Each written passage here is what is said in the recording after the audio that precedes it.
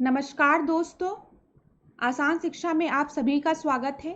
आज की क्लास में हम डिस्कस करने वाले हैं इम्पॉर्टेंट क्वेश्चन जो कि विगत परीक्षा में पूछे गए हैं और आने वाली परीक्षा में पूरी संभावना है कि ये क्वेश्चन रिपीट हो।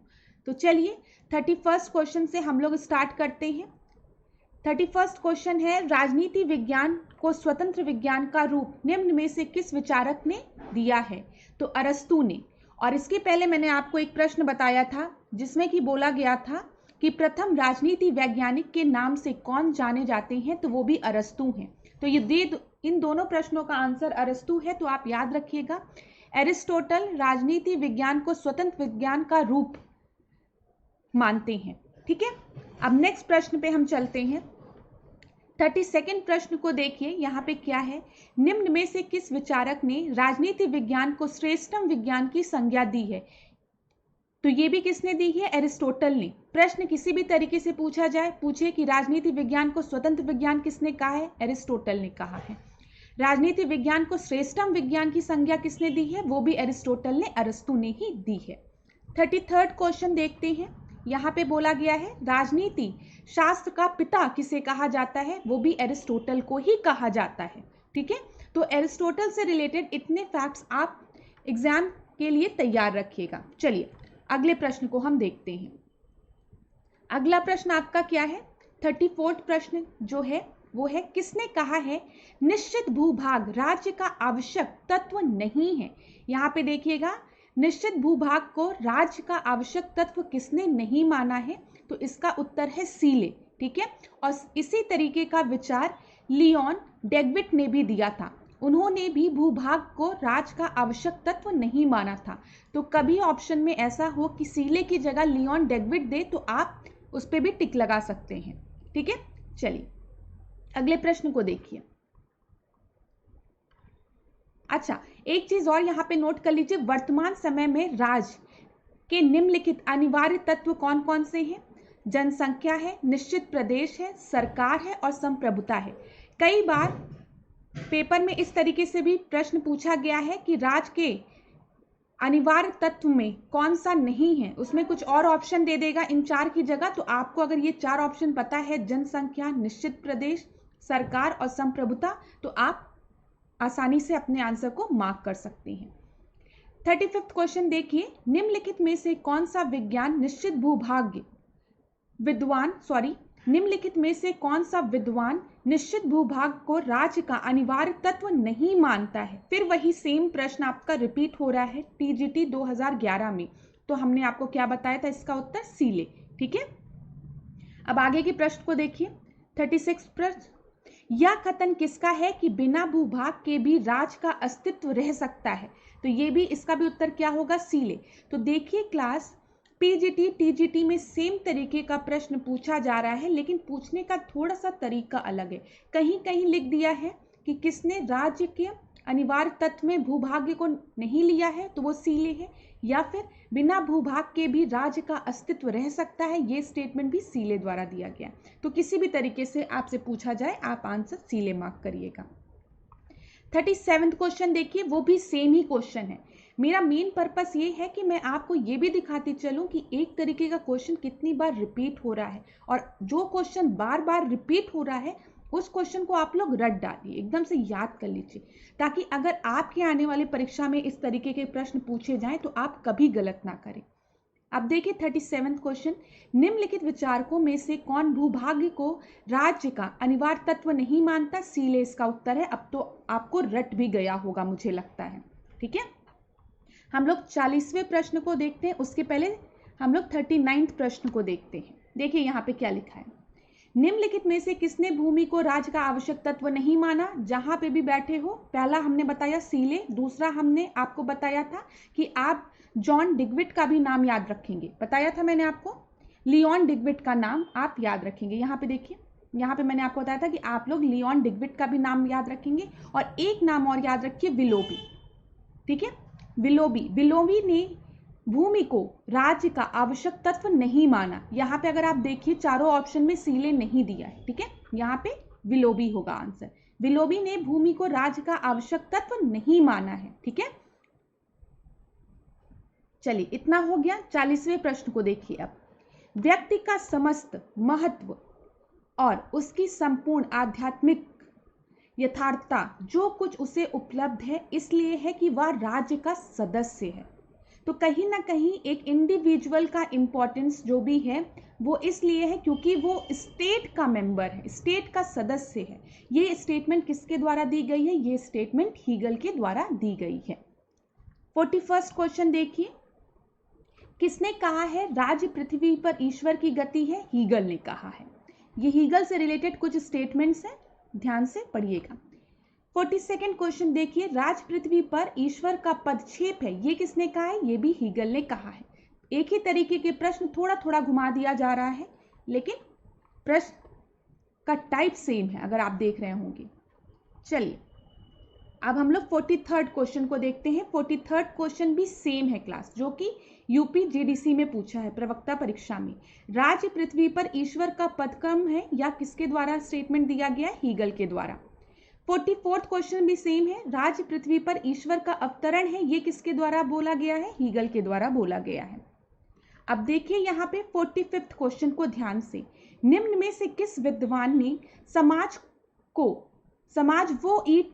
वो ईट तथा राज्य को सीमेंट कहा है? समाज को, यहाँ पे को कर लीजिएगा, समाज को ईट कहा है किस विद्वान ने, और राज्य को सीमेंट किसने कहा है? तो वो आशीर्वादम ने कहा है। ठीक है, इनकी एक पुस्तक है राजनीति विज्ञान, जिसमें उन्होंने राज्य का स्वरूप, ठीक है, और राज्य और समाज में जो संबंध है उसका विस्तृत चर्चा की है, उस पर विस्तृत चर्चा की है इन्होंने। चलिए 46 क्वेश्चन को देखते हैं।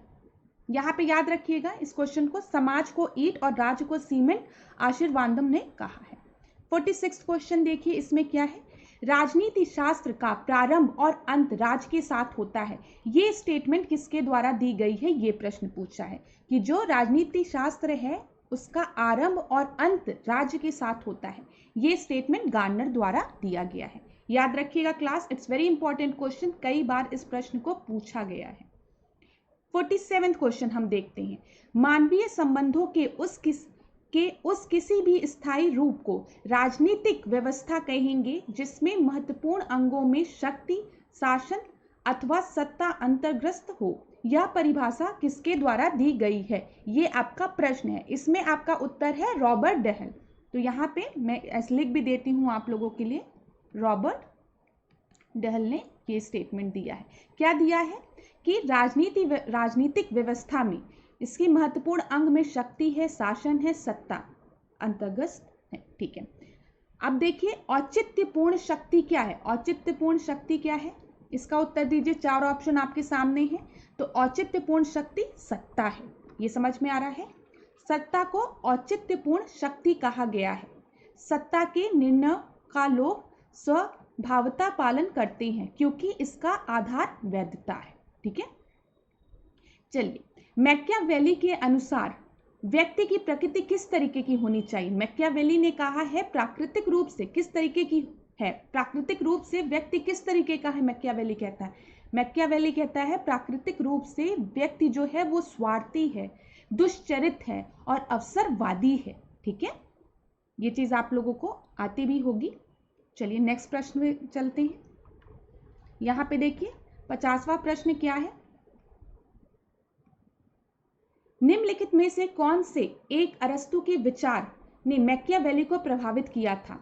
तो यहाँ पे नैतिकता और राजनीति का पृथक्करण आपको पता है, एरिस्टोटल भी कहते थे नैतिकता, एथिक्स और पॉलिटिक्स अलग अलग होनी चाहिए। ठीक है, राज्य मनुष्य समुदाय का उच्च संगठन है। फिर ऐतिहासिक विधि, ये तीनों जो एरिस्टोटल के विचार जो इन तीनों पर थे, वही सेम विचार मैकियावेली के भी इस पे थे। तो यहां पर उत्तर हो जाएगा सभी। अब 51 क्वेश्चन देखिए, अभी तक हमने 50 महत्वपूर्ण प्रश्नों को डिस्कस किया है, अब हम आगे बढ़ते हैं। 51 क्वेश्चन देखिए, राज्य की सर्वोच्चता का समर्थन किसने किया है? मैकियावेली ने। मैकियावेली मानता है कि राज्य जो है वो सर्वोच्च है। ठीक है, अब देखिए 52nd क्वेश्चन। 52nd क्वेश्चन क्या है? शक्ति की अवधारणा सर्वप्रथम किसने दी है? ये भी मैकियावेली ने दिया है। अगर प्रश्न आपसे पूछे द स्टेट टर्म का यूज सबसे पहले किसने किया है, तो मैकियावेली ने किया है। किसमें? द प्रिंस में। और शक्ति की अवधारणा सर्वप्रथम किसने दी है, तो वो भी मैकियावेली ने। चलिए 53rd क्वेश्चन देखिए। 53rd है, किसने कहा है शक्ति एक विशेष प्रकार का प्रभाव है जिसके न केवल पालन करने पर घोर हानियां उठानी पड़ती है, जिसके ना पालन करने पर घोर हानियां उठानी पड़ती है। ये स्टेटमेंट रॉबर्ट डेहल द्वारा दिया गया है कि शक्ति एक विशेष प्रकार का प्रभाव है जिसके ना पालन करने पर घोर हानियां उठानी पड़ती है। 54th क्वेश्चन देखिए, राज शब्द का पहली बार प्रयोग किसने किया है? ये लेक्चर मैंने कई बार आपको बताया, इसका उत्तर है मैकियावेली। ये हमने डिस्कस ऑलरेडी किया है। नेक्स्ट प्रश्न को देखिए 55 प्रश्न को देखिए क्या लिखा है। निम्न में से कौन सी एक पुस्तक मैकियावेली के विचार को पूर्ण स्पष्ट करती है? तो art of war, the discourse of Levi और द प्रिंस, ये सारी पुस्तक जो है वो मैकियावेली के विचार को पूर्ण स्पष्ट करती है। तो इसका आंसर डी होगा, सभी। फिर 56 प्रश्न को देखिए। मैकियावेली के अनुसार राज्य उच्च संघ है जिसमें जनता को राज्य के प्रति पूर्ण समर्पण कर देना चाहिए। राज्य एक कृत्रिम निर्माण है। राज्य विभिन्न संघों में से एक संघ है। या फिर डी दोनों, ए और बी। ए और बी क्या है आपका? राज्य उच्च संघ है, सर्वोच्च माना है राज्य को मैकियावेली ने, जिसमें जनता को राज्य के प्रति पूर्ण समर्पण कर देना चाहिए। एकदम सही स्टेटमेंट है। और राज्य एक कृत्रिम निर्माण है, ये भी स्टेटमेंट बिल्कुल सही है। ठीक है, तो ये ए और बी इसका राइट ऑप्शन होगा, आंसर डी हो जाएगा। अब चलिए 57th क्वेश्चन को देखते हैं। 57th क्वेश्चन क्या है? 57 प्रश्न है, किस राजनीतिक विचारक ने आधुनिक काल में राज्य शब्द का सर्वप्रथम प्रयोग किया था? अभी हमने थोड़ी देर पहले आपको बताया है, मैकियावेली ने सबसे पहले राज्य शब्द का प्रयोग किया था। नेक्स्ट क्वेश्चन को देखते हैं 58th क्वेश्चन, अरस्तु की उपेक्षा करने वाला पहला आधुनिक राजनीतिक विचारक कौन है? तो हॉब्स है। और हॉब्स ने कौन सी पुस्तक लिखी थी जो बहुत फेमस थी? लेवियाथन। 1651 में हॉब्स के द्वारा एक बहुत प्रसिद्ध पुस्तक आई जिसका की नाम क्या था? लेवियाथन। 59th देखिए, मैकियावेली समर्थक था अभिजात तंत्र का नहीं, लोकतंत्र का नहीं, राजतंत्र का नहीं, डी इनमें से किसी का समर्थक नहीं था मैकियावेली। मैकियावेली किसको सर्वश्रेष्ठ मानता था?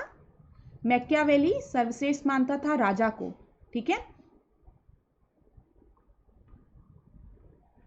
चलिए देखिए 60वां प्रश्न देखिए, राजा शेर की तरह साहसी एवं लोमड़ी की तरह चालाक होना चाहिए। ये किसके द्वारा कहा गया है? ये मैकियावेली के द्वारा कहा गया है। ठीक है, मैकियावेली द प्रिंस में राजा को ज्ञान देता है, राजा को कहता है कि आपको शेर की तरह साहसी होना चाहिए, ठीक है, तथा लोमड़ी की तरह चालाक होना चाहिए। तो क्लास, आज की क्लास को हम यहीं पे एंड करते हैं। नेक्स्ट क्लास में हम फिर मोस्ट इंपॉर्टेंट क्वेश्चंस को डिस्कस करेंगे। तो चैनल को लाइक, सब्सक्राइब करना और शेयर करना ना भूलिए। Thank you so much.